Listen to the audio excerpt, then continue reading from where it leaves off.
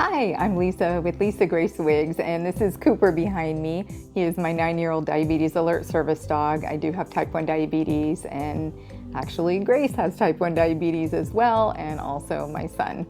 So I wanted to talk a little bit about my hair loss journey, which started in early 2020. Basically, I believe what started it is I had an unexpected pregnancy with a miscarriage at about 3 months, and I did have a D&C. And I noticed at the time, right after I had the pregnancy and the D&C miscarriage, my hair started to feel really, really thin and fragile, and it started just like breaking everywhere. And I felt like it was just falling out. My brush was just covered in hair. Every time I showered, there was a wad of hair. And then I got COVID pneumonia. I was very, very sick at that time for quite a long time. And I noticed my hair just got thinner and thinner, and then it started falling out in chunks. At this time, I was travel nursing out of state with my husband, who's also a registered nurse, and my daughter Grace, who was 16 at the time. And it was my day off. I got in the shower and literally started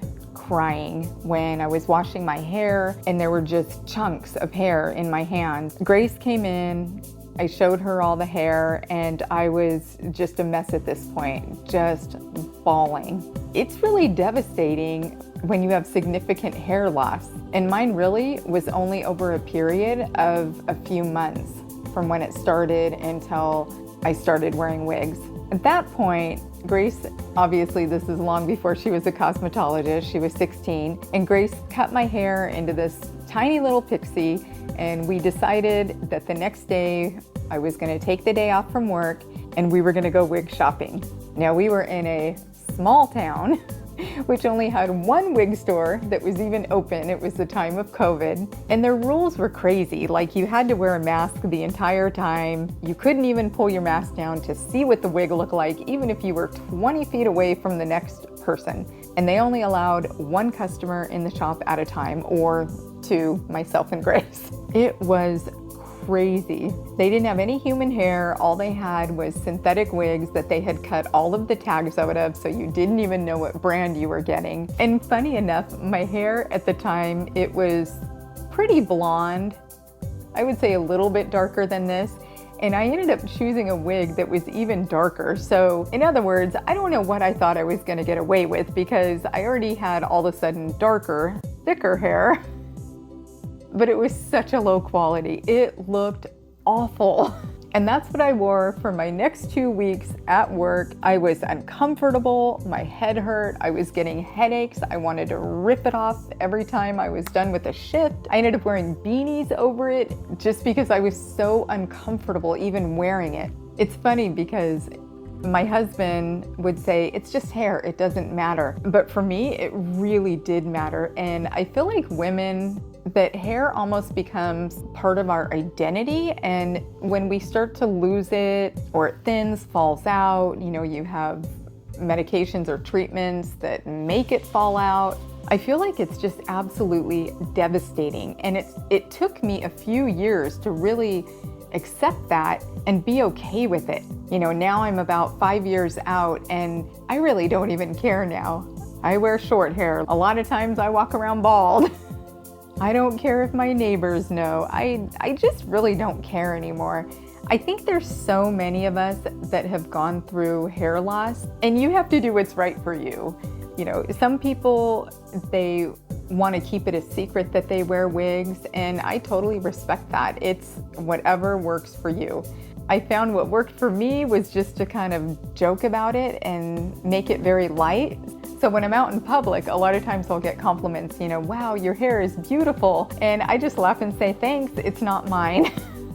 And a lot of times it starts a conversation where you end up hearing about someone else's experience or their family member's experience with hair loss. It's very interesting nowadays.